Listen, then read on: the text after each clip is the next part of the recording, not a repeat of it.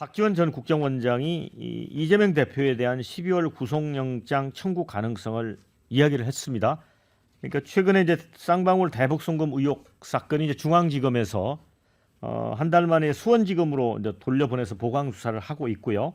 그래서 이 박 원장은 이렇게 얘기했어요. 수원지검이 몇 개 부를 전담시켜 아주 독하게 하고 있다. 어떻게든 이재명 대표를 구속해서 업무를 정지시키려고 할 것이다. 지금 솔솔 나오는 12월 영장 청구를 했을 때 민주당이 이걸 어떻게 대처하느냐, 이게 또 굉장한 난제다. 이런 얘기를 했거든요.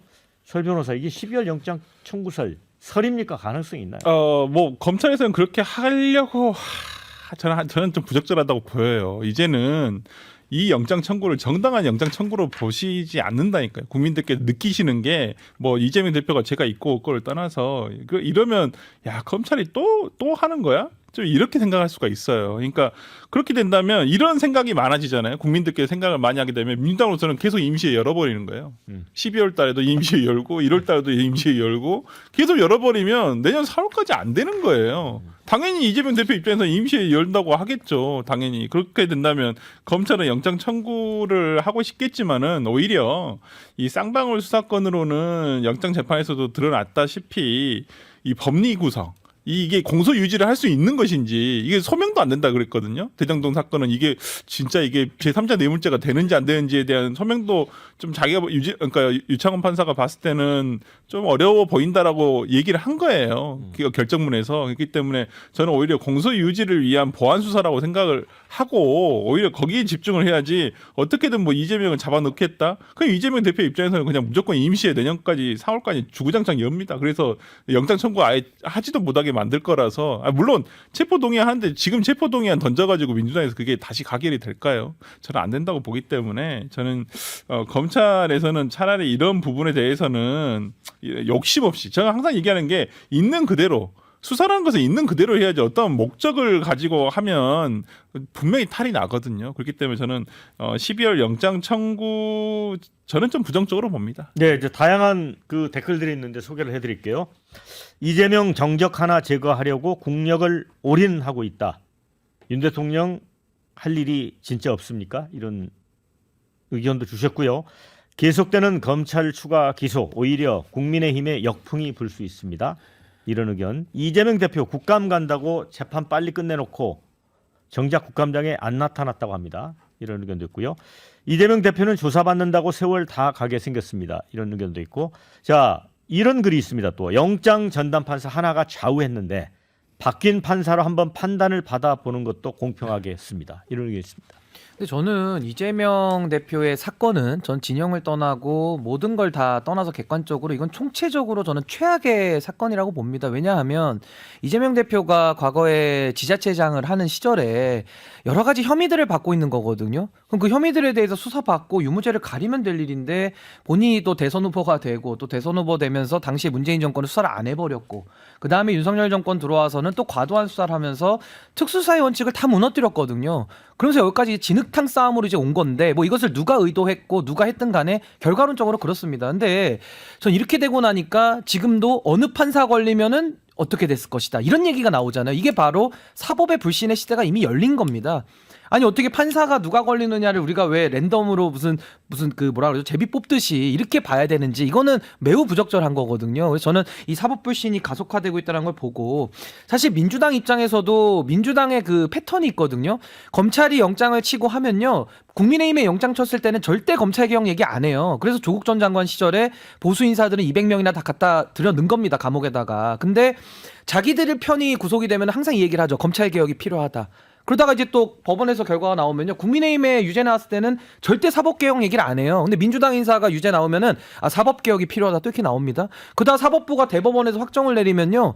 이제는 국민, 그 사법부의 판단을 존중하자라고 말하는 국민들을 개혁해야 된다라고 말할 것 같은 그런 자기 진영에서만이 선을 독점하겠다라는 지금 윤석열 대통령을 비판하는 그 행태가 민주당에도 그대로 있거든요. 그래서 저는 이재명 사건에 대해서는 이제 여야가 반칙이라고 치면 할 만큼 다 해버렸다. 더 이상의 선을 넘으면은 이제 국가를 유지하기가 힘들 지경이 되거든요. 여기서라도 이제는 멈추고요. 이제 사법부를 신뢰하고 사법부의 시간으로 저는 모든 직역들이 좀 자리를 비켜줘야 된다. 저 그렇게 생각합니다. 근데 이제 이번 주에만 이재명 대표가 이제 두 차례 대장동 사건 관련해서 재판정에 나가야 되고 또 아까 제가 말씀드렸지만 대북 송금 의혹 사건 이제 수원지검이 보강 수사를 하는데 만약에 또 기소를 하면 이제 수원까지 또 재판 받으러 가야 되고요.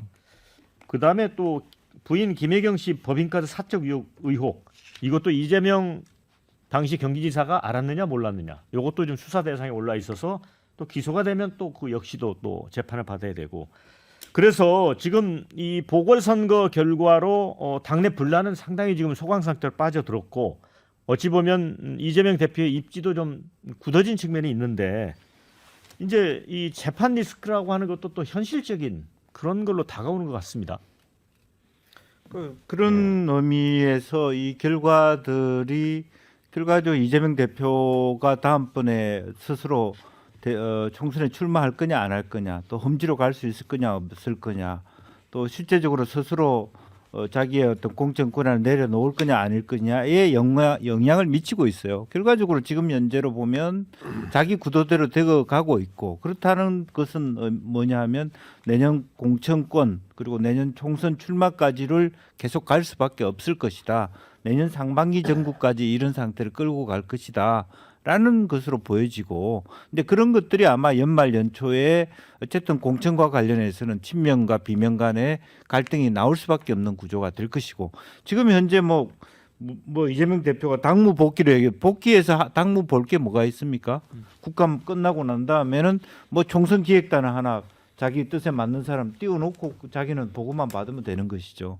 그런 부분이 있기 때문에 실제적으로 이것 자체가 과연 당이 계속적으로 이재명 대표의 사법 리스크를 디펜스하는 당의 대변인이 그런 기능들에 익숙해지는 것 자체가 매우 당의 체질이나 건강이 안 좋아지는 상태로 간다. 그렇게 보여집니다.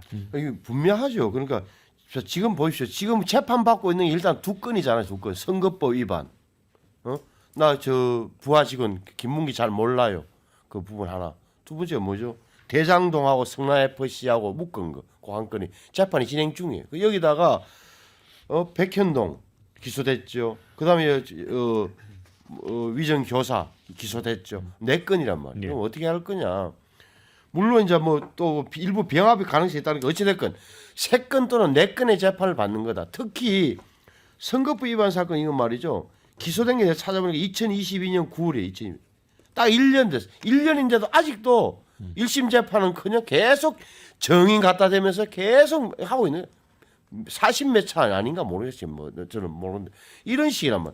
그러면 말씀하신 대로 자 수원지검에서 대북 송금 바꾸고 말하면 김성태 쌍방울의 김성태 다시 조사하고 당신 지난번에 이야기했던 게 사실이 아니야.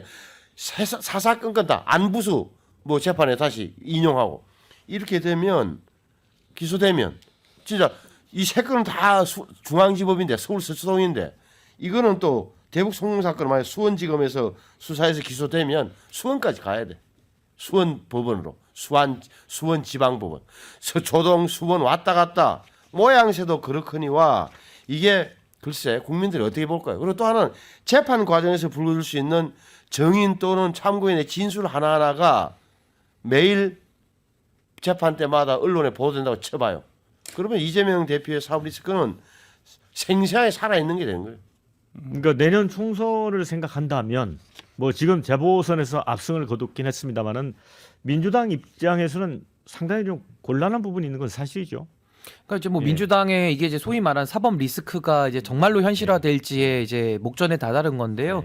저는 참 한국 사회의 이 정치가 이 지금 사회면하고 구별이 안 돼요. 그러니까 쉽게 말하면 정치면에도 사회 뉴스가 나오고 지금도 뭐 관할을 왜 알아야 되는지가 참 그 자체가 의아스러운데 과거에는 정치인들이 기소를 당할 수 있고요. 과거에도 뭐 억지 기소도 많이 있었습니다. 근데 과거에는 문법이 기소를 당하면 정치인들은 일단 재판으로 유무죄 결백을 밝히고 다시 탈당을 해서 돌아오는 방식을 취하면서 정치는 정치의 영역대로 방어를 했거든요. 근데 지금은 이재명 대표가 그 시작점을 깨버렸죠. 그러면서 당대표가 되고 지금은 계속 정치투쟁 내지는 또 검찰도 과도한 수사 이게 자꾸 에스컬레이팅이 되면서 매일 정치에서 사회면 뉴스를 이제 다뤄야 되는, 그러니까 전 국민의 로스쿨 생화되는 거 아닙니까? 왜 형사소송법을 알아야 되고 왜 공수처법을 알아야 되고, 이게 정말 좀 비극이거든요. 그래서 저는 무죄 추정의 원칙도 우리 헌법에 있고요. 또 사법부의 헌법과 법률, 양심에 따라 재판권도 우리 헌법에 규정이 있습니다. 무죄가 나올 수도 있고 유죄가 나올 수도 있어요. 다 열어놓고 봐야 되는데 지금 민주당 쪽에서는 무죄인데 왜 괴롭히냐, 그리고 국민의힘 입장에서는 유죄인데 왜 아니라 그러냐, 지금 이러면서 서로 싸우고 있기 때문에 답이 없는 논쟁을 대한민국이 이 아까운 시간들을 다 허비하고 있다. 전 그게 가장 문제의 본질이라고 봅니다. 네, 우리 설 변호사. 뭐 유무죄는 어차피 재판장이 나중에 대법원까지 갈 거기 때문에 전원 합의체가 됐든 대법원에서 어떤 평가를 받을지는 모르겠습니다만은, 저는 어찌 보면 이러한 것들이 이재명 대표의 과거 경험에서 나온 건 아닌가 싶어요. 그러니까 본인이 경기도지사 시절에 대법원까지 가면서 무죄를 받아가지고 본인이 대권 후보가 됐지 않습니까? 그러니까 자기는 본인으로서는 아마 저는 이재명 대표가 그 과정을 겪었기 때문에 지금도 본인이 무고하고 어떤 이러한 부분에 있어서 대법원까지 충분히 가면 승산이 있다라고 생각을 하시는 것 같아요. 그걸 또 중간중간 과정에서 지금 뭐 수사받는 과정, 또 영장이 기각되는 과정, 정말 어찌 보면 정치인으로서 드라마틱하게 지금 가고 있거든요. 그리고 오히려 지금 한 단계 뭔가 이재명이 뭐 죄가 있는지 없는지 모르겠지만은 뭔가 좀 없어 보이기도 해. 영장 기각됨으로써. 그러니까 이게 정치인으로서 굉장히 큰 거예요. 어찌 보면 이 스토리가 하나씩 생긴다는 거죠. 시련을 극복하는 스토리. 그럼으로써 어떤 정치 지도자로서도 가고, 아니 오죽했으면 박지원 전 원장께서도 이재명에서 이제 김대중이 보인다 이런 얘기까지도 할 정도가 됐으니까. 그러니까 저는 오히려 지금 이재명 대표로서 받아야 되니까. 아니 근데 정치 지도자가 정치력을 가지고서 스토리를 쌓아가야지, 이런 좀 유무죄 영장 청구 기각 이런 걸로 아니, 스토리가 만들어진다는 이재명 것은, 대표는 과거 도지사 시절에 그렇게 스토리를 쌓아서 본인이 대권 후보로 갔거든요. 그러니까 지금 경험에서 우러난 거예요. 저는 그렇게 보이거든요. 이 대표가 본인을 시지프스라고 비유한 적 있죠. 그렇죠. 그런 얘기도 했고, 그렇기 때문에 시련을 이겨내서 자기가 한 단계 업그레이드 되는 그런 과정을 시련을 겪었죠. 이기는 과정으로 본인은 포장하고 자기 합리화를 하겠지만 결국 보면 제3자가 보기에는 저한테 많은 사람들이 이야기하는 무서운 사람이라고 해요. 그 뭐냐면은 저렇게 증거 인멸 내지는 증거 숨기기, 이중 삼중의 안전장치, 뭐 실행자와 뒤에 배후 세력의 철저한 분리, 이런 걸 보면서 분명히 죄는 있는데 뭘 했는데 다 잘 숨기고 있다. 저 정도로 그리고 앞면에 철박하고 무서운 사람이다. 그럼 공포심을 느낀 사람이 훨씬 더 많아요. 제 주변에서는. 공포심을 느끼는 거나 많아. 이재명 대표를 계속 생존할 수 있게 하는 것은 윤석열 정치예요. 아유. 윤석열 대통령의 지지율이 없고 국민의힘이 인기가 없으니까 계속 그것을 이래도 그냥 리스크가 있어도 서로 상쇄시키면서 견디면 수도권 선거에서 이길 수 있다라는 그런 헛된 꿈을 주는 게 바로 윤석열 대통령의 물론 국민의힘 아닙니까? 윤석열 대통령 검찰 입장에서 최악은 뭐냐면은 이런 거예요. 국민 여론이 그렇게 조사해도 안 나오면 검찰로 손 떼라.